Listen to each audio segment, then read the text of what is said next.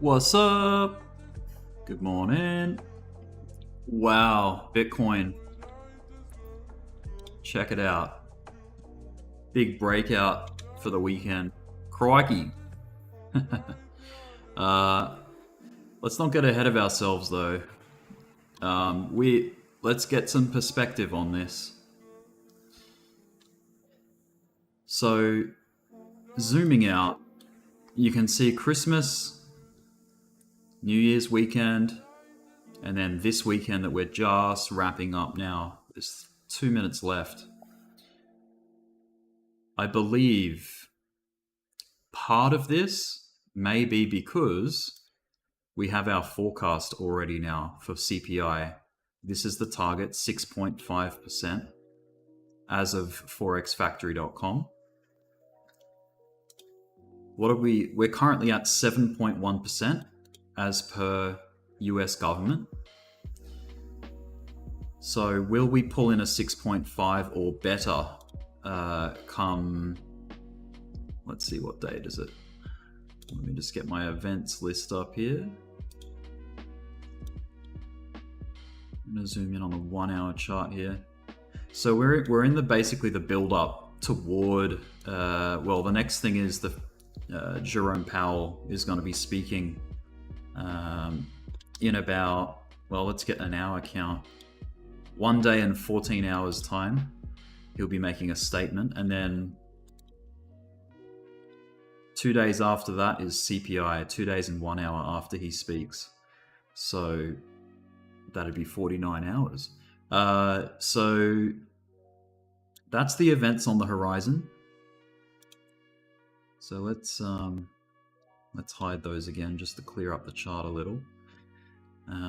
Now, I think I can take off these weekend labels and boxes.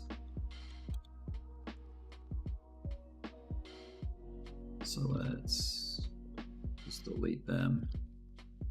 All right, and then what's this horizontal line that I got going on? Oh, that was just the middle of the weekend, basically. All right, price levels, 17,000, where I would say we've broken it, but we haven't held it yet. So this could be a wick as far as we know, but I mean, the day is rounding off nicely, but let's keep it real. This is currently the price to beat. Let's call it 18,000. I mean, we did wick up to, what is it? 18,387. There's the daily close. So we just had the daily close. Fairly solid candle there. Mostly candle body, not as much wick going on.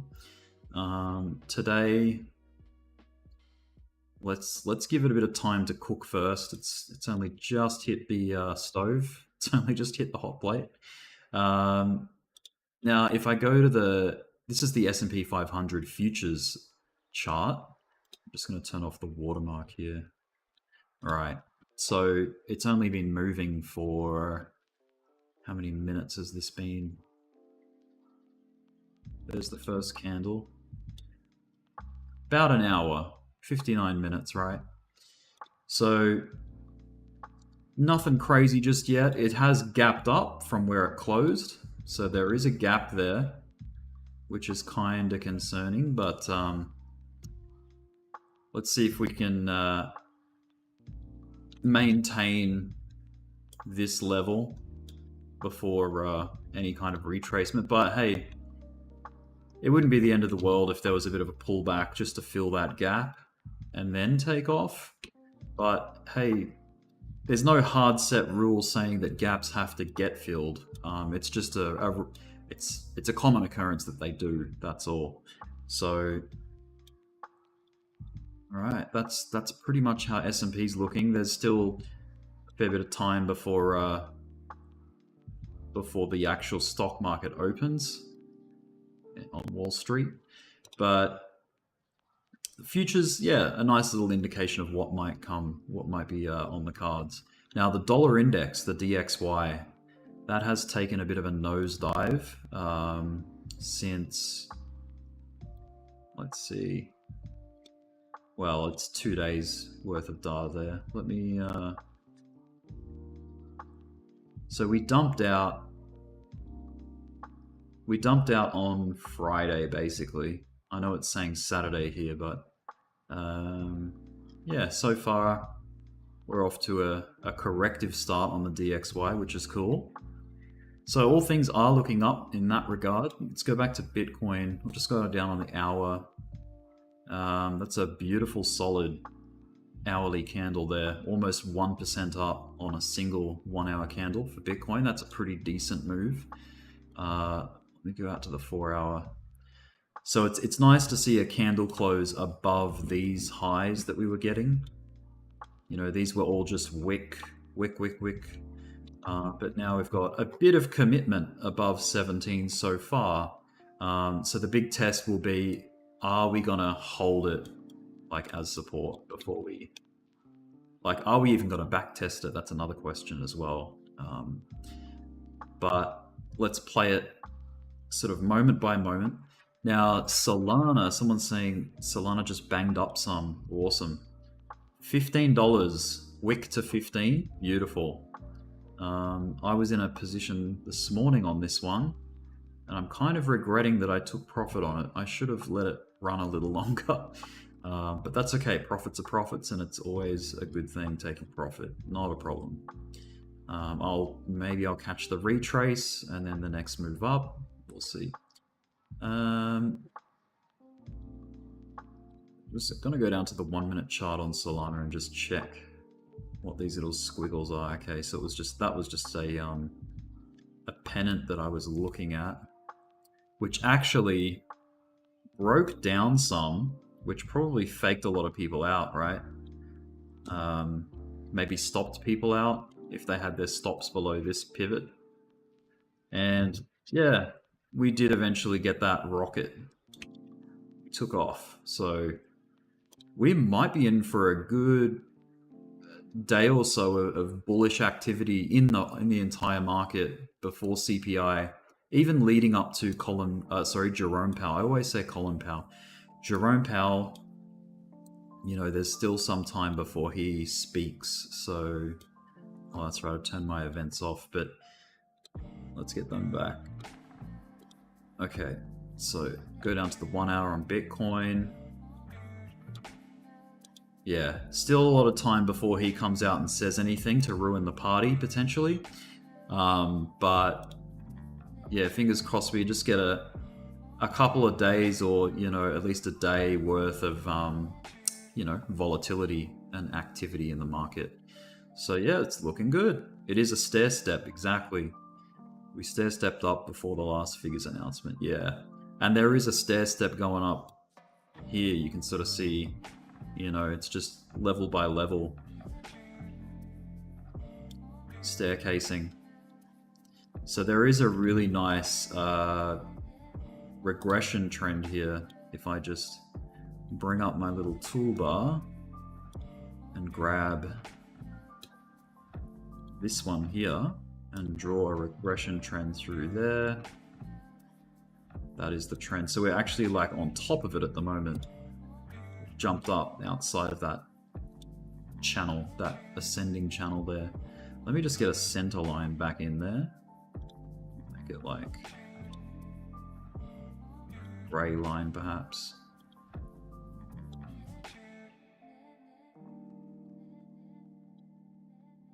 All right.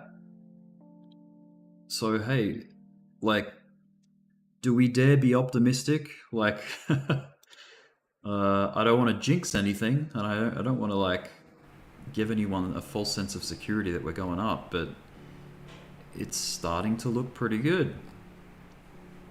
You know, fingers crossed there's no carnage come Monday with the whole Winklevoss thing. But I'm definitely not going to say it. We are still very much in a bear market. Very much so in a bear market. Now, a relief rally might be, you know, that could be fun, but, you know, let's keep it real. Let's keep it conservative. I've got a trend line here that I think is I probably have it drawn in already. If I go recent TA, yeah, there it is. So this is the falling wedge that we're in. Now our big old rising wedge, we're sort of making our way up to test the top, I would say. At least that's what the trajectory is sort of suggesting there. We sort of skimmed the support and then we seem to be on this path heading up again. You know, as long as the conditions that we're currently in stay the same as in macroeconomics, there's no like, you know, black swan bad news coming out of the woodwork. I think this trend has every reason to be sustained. You know, there's no reason why it should just dump back down from here. But hey, you've always got to be open to the possibility of both directions. Hey, so yeah, let's just be like calmly optimistic about the direction here. You know, proceed with caution, so to speak, and hopefully that DXY keeps running down there. Now the S&P, like I said, looks like this gap might get filled up. Let's get a bit of a box drawn around that gap, just so we know what we're aiming for as far as the gap is concerned. So that's what's left in the gap. So that's a pretty clean representation of that. Very natural, very expected to come and fill this anyway, so no biggie. We'll see if it holds. It would be interesting to see the S&P 500 dump back down into this this triangle that it's been in, this symmetrical triangle, right? But you know, the textbook sort of outlook for this shape, this current trend on the S&P does look a little bit like a bear flag. So just be warned with that. Let me show you what I mean. So if I grab a regression trend again, this one here, and I'm just going to trace from like, you know, where all this volume is sitting out to the current price. You can see it is kind of diagonal. If I take it from here, just trying to see where it's looking flaggish, because basically a flag points, you know, in the opposing direction. So, you know, because it's like it's a movement that's trying to recover against trend, but eventually it breaks. But hey, we'll see if we can get an S&P 500 Bart Simpson, because look, we've got the one side of his head and we've certainly got his hair going on. But are we going to get the other side of his head coming up? The classic Bitcoin behavior. But I don't know if the S&P is going to fall victim to those same games. We'll see. That's a bit more of a reasonable suggestion there. Come down to test, you know, this area to see if it's going to hold before maybe moving up again. I don't know. We'll see. We will see. How many people we got in? 16 people. Man, the market's moving. It's a very exciting moment, and there's only a few people in here. I'm surprised. Everyone's missing out. That's all good. It is only early in the stream. I think, what are we, only like 16 minutes in? I'm sure people will show up. Okay, the second hour. Or actually the first hour, rather. That's yesterday's candle. That big green one. I'm going to delete that trend. Actually, no, you know what? That's actually helpful to have that there. I'm going to just play around with its where it's measuring from, just to see if I get a bit more of a handle on where it came from. See, I feel like this captures the bottom side better if you pull it in tighter to more recent activity below that drop. Yeah, wow. Really nice movement. It's great to see Bitcoin on trend. Like, this area was painful. No trend, right? No trend. No trend. No trend. Just lots of periods of consolidation. But it's, yeah, really cool to see this really clean zigzag in a set direction. That's what we like. So, you know, the old saying goes, bulls take the stairs, bears take the window or the elevator. You know, here's the bears taking the window out. It's just one step, massive zigzag, right? But yeah, it is a slow climb. Whenever there's a climb, especially out of you know, very dire times like we've been in, right? It's been very horrible. But let me just catch up with some of these comments in here. So we got Skywalker. How you doing, mate? Lex. What's up, Lex? DC Woodworking. Liking the green on the weekend. Yes, most definitely. Let's Mars. G'day and crikey, mate. Hit the like button. Yeah, smash the like button, guys. Smash it up. What's up, Coley? What's up, Hussey? Buddy Langford? Rick looking particularly well lit. Yeah, I am. I've got a light. It's pretty bright, actually. Might change it to a more natural look. Maybe that? No, that's a bit pale looking, isn't it?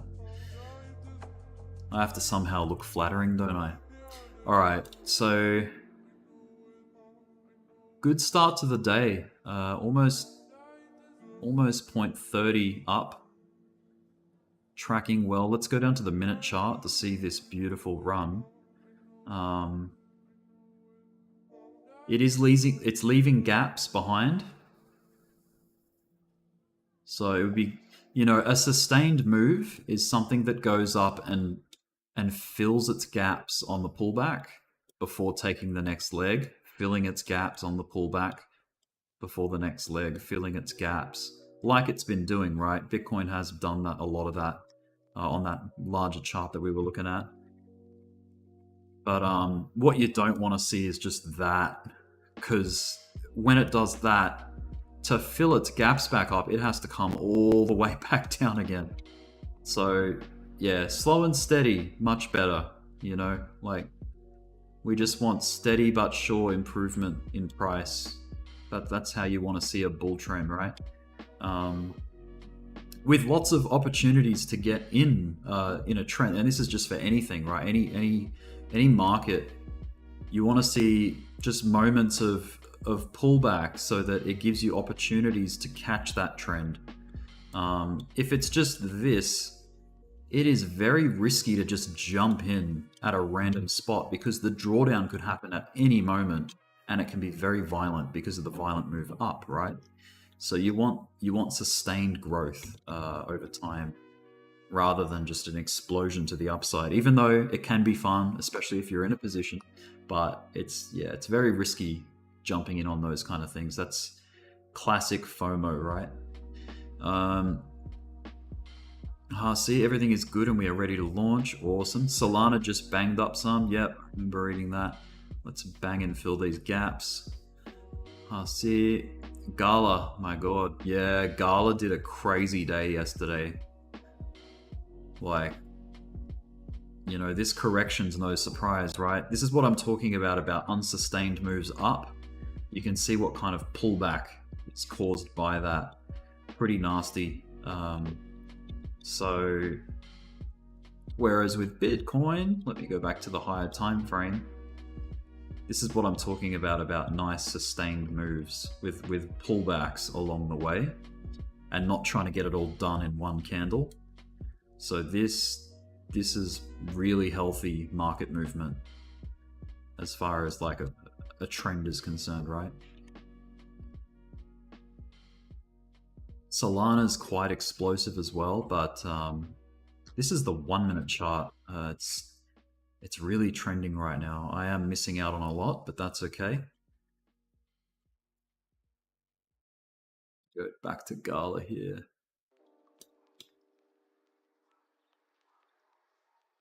Okay, the S&P still left, hasn't done anything with that gap just yet. Sort of holding above. DXY still suppressed, which is good. Yeah, pick your chart. It is looking like it might be lining up for a green day, but you know, a lot of things are still down. Let me go to my larger list here. Got Atom up, Wood, Mask, Solana, ZRX, ZRX, HNT, Magic, QTUM, CKB, Bitcoin Cash, CTC, GMX, Mana. So there's a lot of green there so far. It is early. We're only 17 minutes in. But yeah, there's some front runners there. Atom is looking interesting, guys. Solana up 2.2%. Really nice. Solana, by the way, if we zoom out on, say, like the hour chart, or even the 4 hour, you can see what it did, right? Let me hide some things. Let's hide this EMA cross. So from what I can see, maybe the hour is good for this. This is almost like a really good example of a cup and handle, right? So you have an uptrend. A cup and handle is a continuation pattern, much like a bull flag, much like a bull pennant. So here's your cup, right? Come up, tag the other side. So this is basically your cup top. It doesn't have to be perfectly horizontal, but the handle is the pullback right here. We had that yesterday, I believe. So beautiful pullback, and then launch, break the neckline of the cup. This is a very clean example of a cup and handle. I feel. Now let's see, with that pullback, if we zoom in on that, I just want to see, like, how do you mark out where it's going to stop, or like how? So you take the starting point here and take it up to the cup neckline, and you're looking for, you know, the 382, the 0.5 or the 0.618. So it's somewhere in that zone is a healthy spot to find support for a bounce, moving up to break out the neckline, right? It's basically a 1, 2, 3 play. Like it's some people call it an N.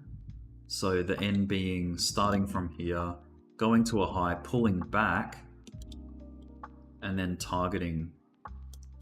A lot of people target on those N sort of setups the 1-to-1, which is the orange line here.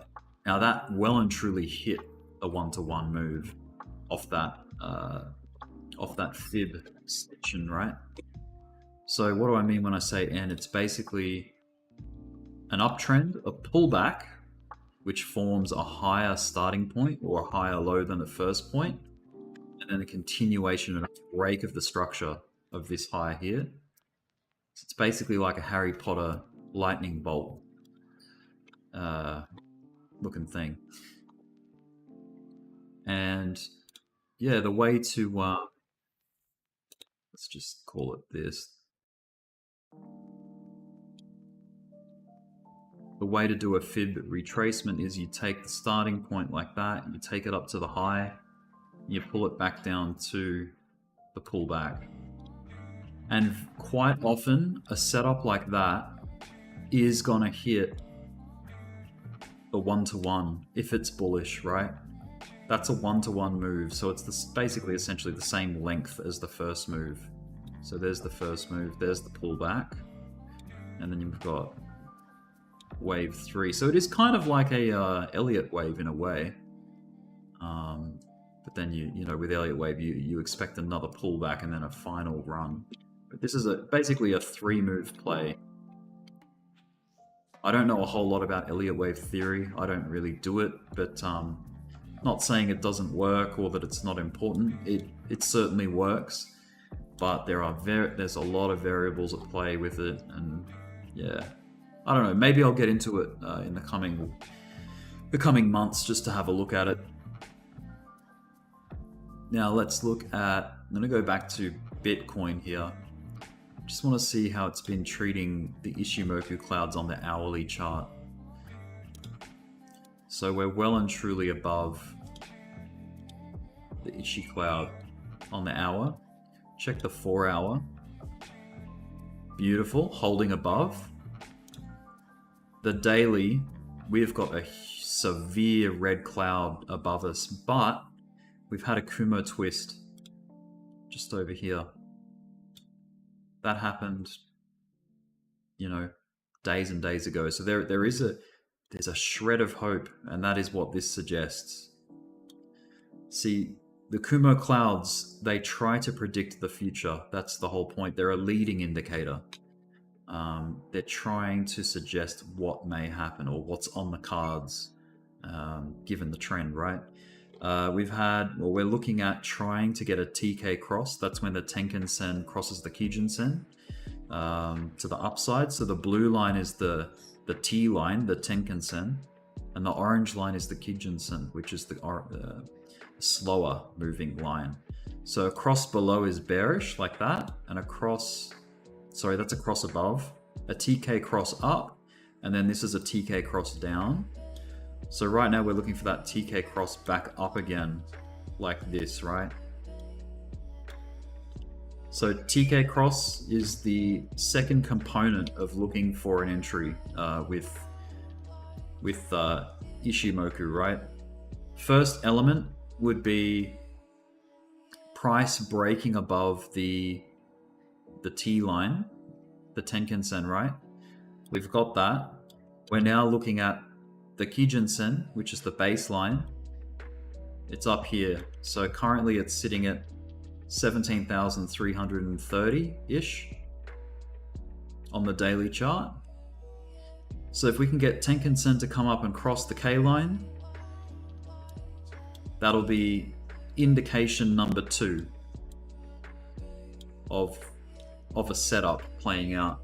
So here's indication 1, the Kumo twist. We've had that. We just need that TK cross. Now the third scenario, I've got it turned off at the moment, but there's the lagging line, the Shiku span.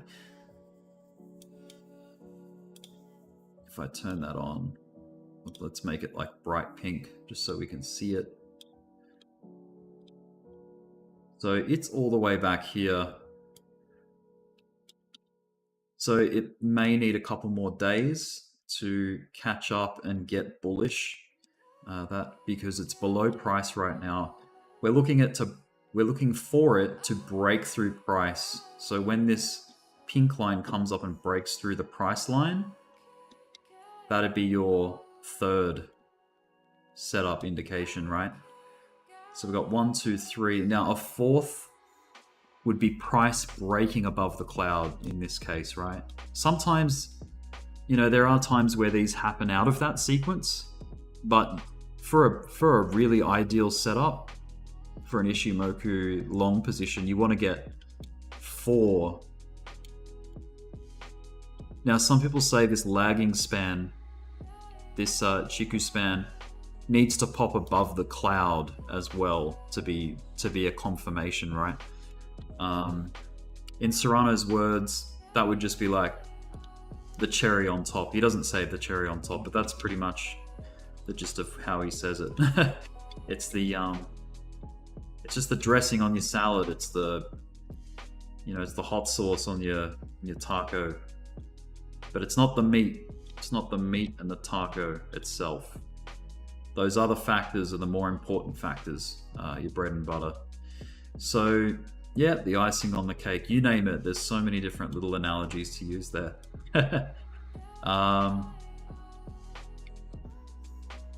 But yeah, without that fourth component, the Ishimoku,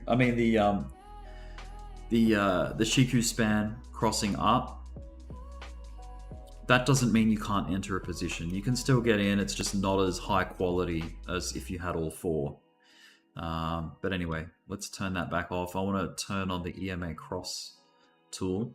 So on the daily, we've just had a confirmed cross to the upside.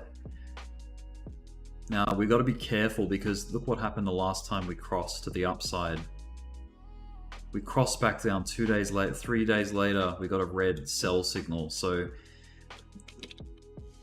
but yeah, we haven't had a committed green buy signal on the EMAs since, and this is the daily, since back here, back in November, right? It's actually the 25th of October. So it's been a while since we've had an optimistic cross of the EMAs to maybe look at pushing up, right?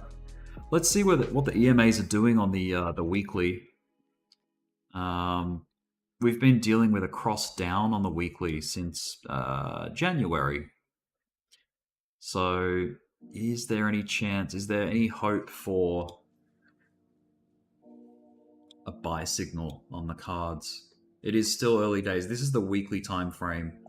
Let's zoom in a little on how it's looking. So we're below the blue line still. We haven't even come up to test the top of the blue line yet on the EMA. Now this is a 9-period exponential moving average is the blue one, and then there's a 26-period EMA, which is the orange. Bit of a slower line, but yeah. Guys, I'm probably gonna like keep this stream pretty short because I don't want to miss out on any of this activity. I'm kind of getting a bit of FOMO. The volatility has been hard to come by lately. When you're an Australian, anyway, because a lot of action happens when we're sleeping, unfortunately. When we're awake during day in Australia, things tend to calm down and just chop sideways, and we don't get anything. So, yeah, if I can capture any of this volatility, any of this optimistic moving, I'd be keen to do that. So, yeah, other than that, it's looking pretty good so far. We're now Bitcoin in the right here and now. Let's go down to the hourly chart. We are pulling back some just initially, right? So we've had that initial push and now we're pulling back. Probably to come and test what's going to hold as support and not leave too many gaps behind, right? 17K's all the way back down here. Oh, wow. Thanks for the super chat there, Mars. Appreciate that. $5. Always brightens up my day. So, other than that, guys, this is what I'd be looking at. Just keep an eye on 17,000. If we cross back below it, that might be a bit of a change in structure, and you know we're trying to maintain this uptrend. We don't want to break that trend. So if I turn on the smart money indicator here, let's hide those drawings again.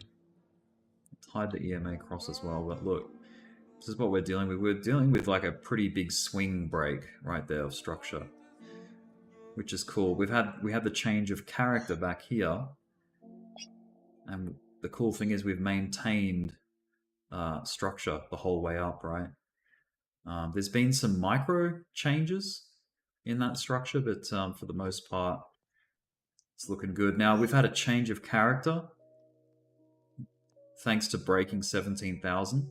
So breaking above this wick over here has caused that to get set in, right?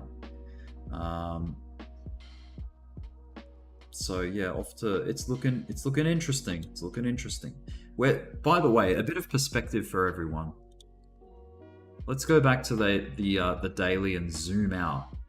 Look where Bitcoin is compared to where it came from. There's your all-time high up there, right? We're playing around with we're playing with peanuts right now. We haven't done anything yet. We're still very much chopping sideways. There has been no real significant move just yet. we came close to something. We had a brief little tickle just over here. That was CPI about a month ago, right? But yeah, I mean, zooming out, even the FTX drop doesn't even look that bad, to be honest. If I get my events,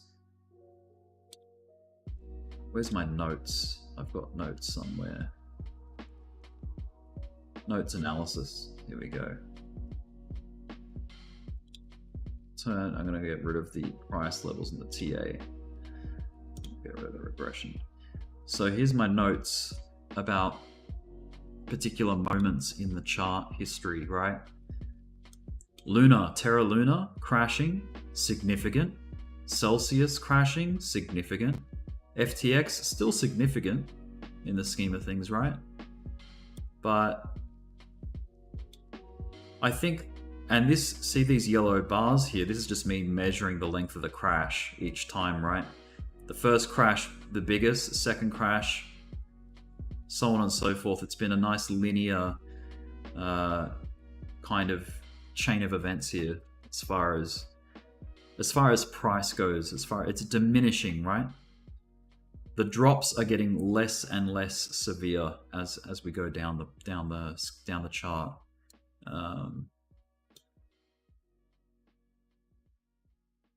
The volatility in between crashes also diminished, yes, and that's because we are squeezing. A lot of the volume has left the markets, right? Basically, until we start seeing significant inflows back into the crypto exchanges, I don't think you're going to see anything too crazy. So that's the first hint. We need to see the inflows, like people returning their funds back onto exchanges. Not so much people, but like institutions, right? Bringing money on to actually buy and push up the price. All right. Well, I think I'm going to wrap this one up fairly shortly. Covered pretty much all I need to say. I'm going to put those price levels on. We've got key levels as well. So we've got a new high. So let's move this up. And we're going to be doing this a lot, I feel, this year.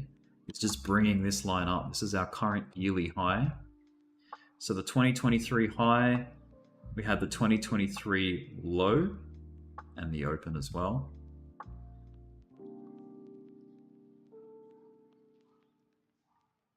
Now, let me just check something. Key levels. Wait, these are in here.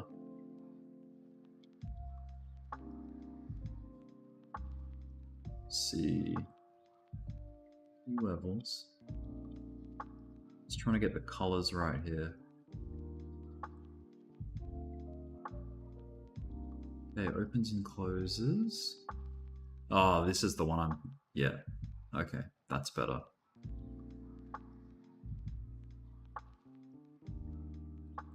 Open lows, highs and lows. Open closes, highs and lows. So the 2018 lows out of order here. I'll try to keep things nice and clean in my object tree. So this is where you grab all your technical analysis, basically. You'll see all the drawings. But yeah, you can group them up and turn them on and off just to keep things neat. But yeah, the yearly OLHC, open, low, high, close. What's this one up here? Maybe I should label these. I think that would be pretty handy to do. These are horizontal rays. They're not levels per se. That's all right. I'll just leave them as they are. So if you double click, it gives you the label of what that is. So that's the 2017 high, as we know, 20K basically. This was the 2018 high that we're sort of just capped. Can you see that? Let's go down to the 15-minute chart and zoom in on that. So that's the 2018 high that we're dealing with right now.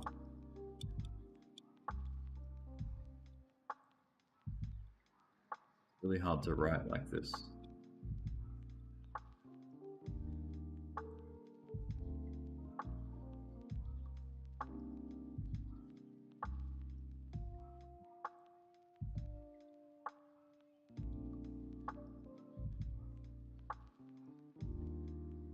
So now we're stuck between what may become 17k support, and we've got our 2018 high resistance.